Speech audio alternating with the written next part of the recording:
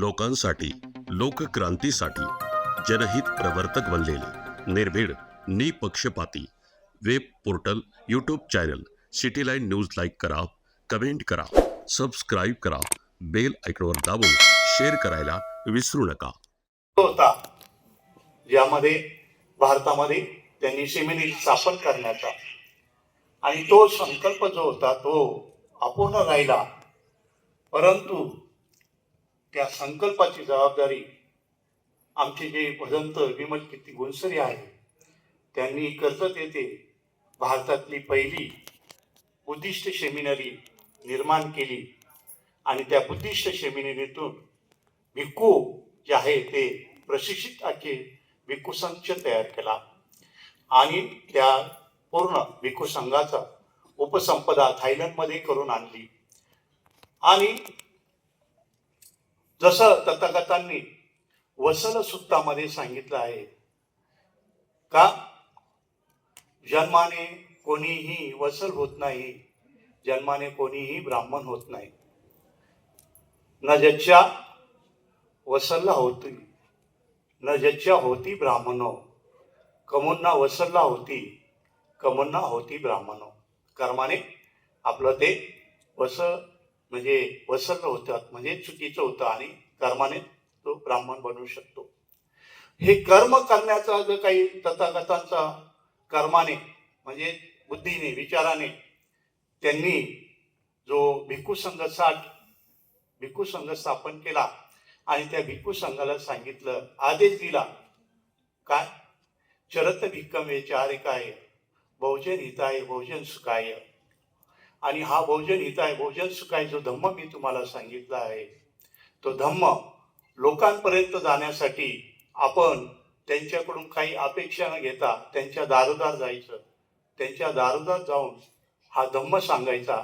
आणि हा धम्म जो आहे हा धम्म मध्य कल्याण, त्याच्यानंतर सुरुवातीचं कल्याण, मध्य कल्याण आणि पर्यवेक्षण कल्याण असा शेवटपर्यंतचा कल्याणाचा धम्म आहे. तो धम्म तुम्ही आपण सांगत असायचा आणि त्या भिक्खू संघाला त्यांनी आदेश दिला होता. त्याच पद्धतीचा आदेश आम्हाला आमच्या या विमल कीर्ती गुणसरे आमचे जे उपाध्याय आहे त्यांनी सांगितलं का, हा धम्म जर वाढवायचा असेल तर तुम्हाला तथागतांच्या नुसारच जावं लागेल. त्यांनी जो आदेश दिलेला आहे, चरत भिक्खवे चारिकाय बहुजन हिताय बहुजन सुखाय, आणि असा हा धम्म लोकांपर्यंत जात असताना तुम्ही त्यांच्याकडून काही अपेक्षाही न करता त्यांच्या दारोदार जायचं, दारोदार जाऊन त्यांना धम्म सांगायचं आहे. तर अशा पद्धतीचं आमचं हे कर्म, आमचं हे काम मुंबईमध्ये सध्या चालू होतं. आता इथे या वर्षावासमध्ये आम्ही थोड्याफार प्रमाणात लोकांकडे गेलो आणि त्यानंतर धम्म सांगून ही त्यांची उपस्थिती आपली आहे. अशाच पद्धतीचं हे काम जर आम्ही दारोदार भरून उपासक उपासिका भिक्खू आणि भिक्खू संघ जर आपण अशा चांगल्या पद्धतीने तयार जर झालो तर त्या पद्धतीचा भारत बौद्धमय करण्याचा जो संकल्प आहे तो संकल्प लवकरच पूर्ण झाल्याशिवाय राहत नाही.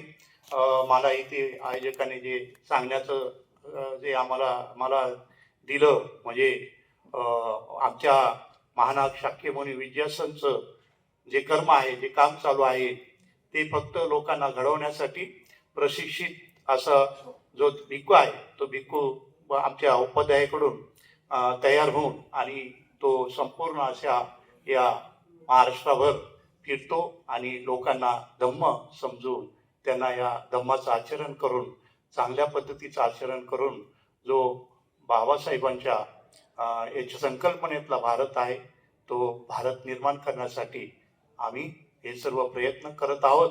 आपली अशाच पद्धतीने जर साथ मिळाली तर त्यामध्ये जे काही मोहन भाऊ आडांगळे आहेत त्यांचं सुद्धा धम्माचं खूप चांगलं काम या नाशिक जिल्ह्यामध्ये आहे.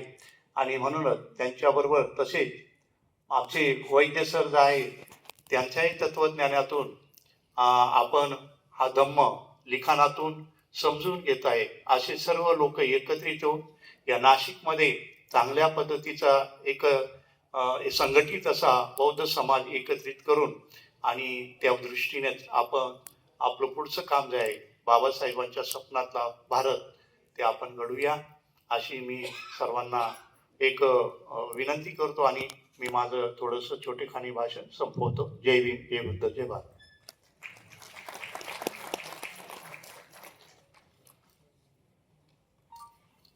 धन्यवाद. प्रथमतः मी आयोजक समितीचे ऋण व्यक्त करीन की त्यांनी मलाही इथे आपल्यासमोर 2 शब्द सूत्रसंचालन करण्याची संधी दिली. कार्यक्रमाला पुढे जाण्या अगोदर कार्यक्रमाला जे उपस्थित पाहुणे आहेत त्यांचा परिचय करून देणं. जसं